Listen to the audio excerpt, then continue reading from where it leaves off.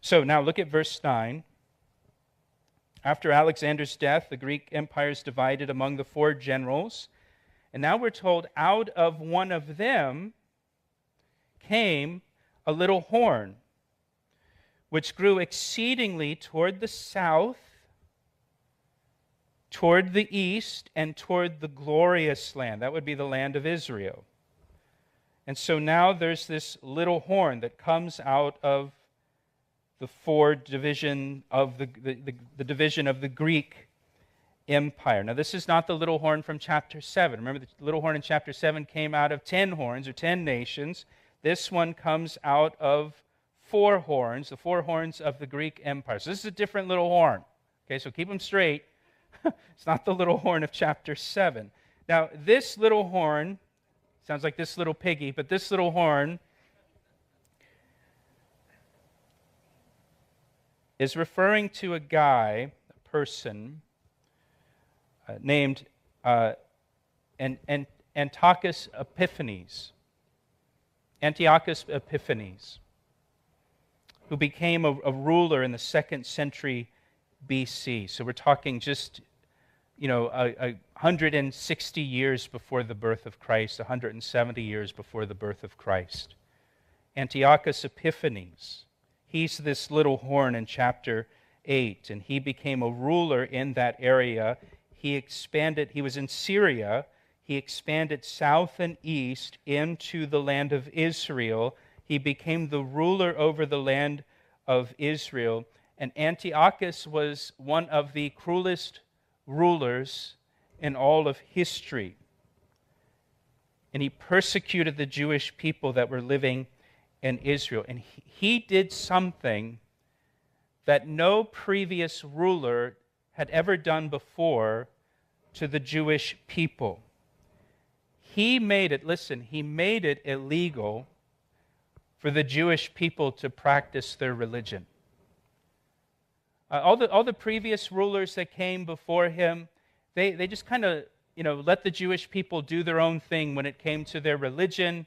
The previous rulers allowed them to do whatever they wanted. They could have their temple, they could have their priests, they could have their sacrifices, they could have their feasts and their celebrations and keep all of their Levitical laws and all of that. But Antiochus makes it illegal, and he required the Jewish people to worship the Greek gods.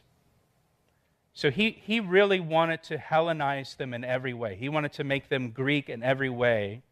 And he recognized that Jewish life centered around the worship of Yahweh, of their God, and their temple, and their priesthood, and their sacrifices, and their law, and their customs. And so he made all of those things illegal. Again, no previous ruler had ever, messed with the Jews' religion before until Antiochus. And what he did is he removed the high priest from office. He installed his own high priest over the Jews. He outlawed the Sabbath day. He outlawed the Levitical dietary laws, the foods they could eat and not eat. He said, no, you got to eat Greek food. You got to eat the way that we do.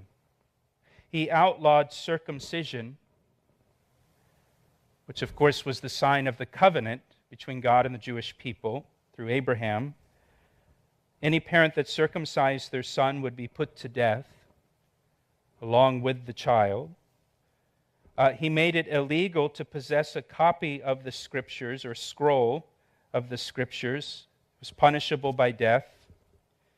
He confiscated copies of the Scriptures and burned them.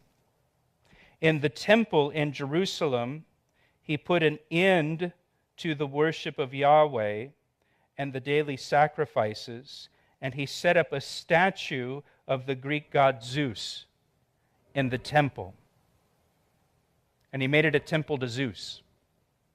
No longer a temple to Yahweh, it's a temple to Zeus. And he put an altar to Zeus in the temple. And he sacrificed pigs on the altar in the temple. blaspheming God, defiling the temple. And he ordered every Jewish person living in Israel to make a sacrifice to the Greek gods or be put to death.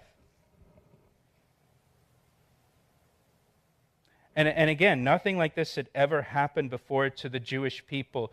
You know, the Babylonians, they allowed the Jews to continue to worship their God and keep their dietary laws and circumcision and Sabbath day, and they just allowed them to do that. In fact, the synagogues, it's believed the synagogues began during the Babylonian captivity. They formed synagogues in Babylon initially.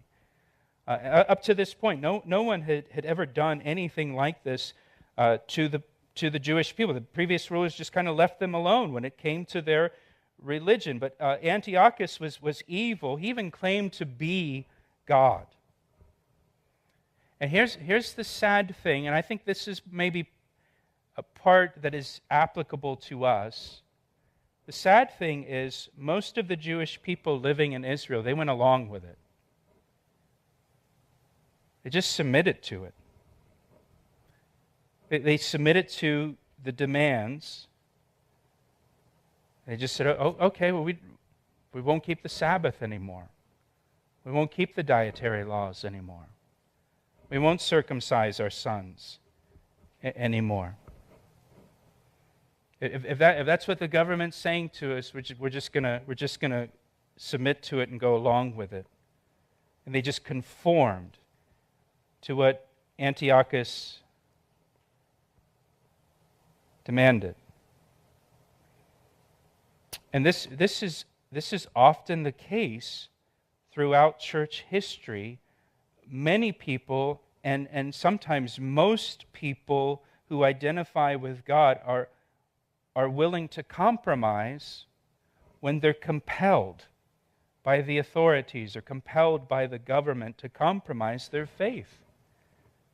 And they're willing to just give in to the demands of the government or give in to the demands of the culture and compromise their faith in God and compromise what they believe and compromise the Word and abandon their religious practices and their religious convictions and the ordinances of God.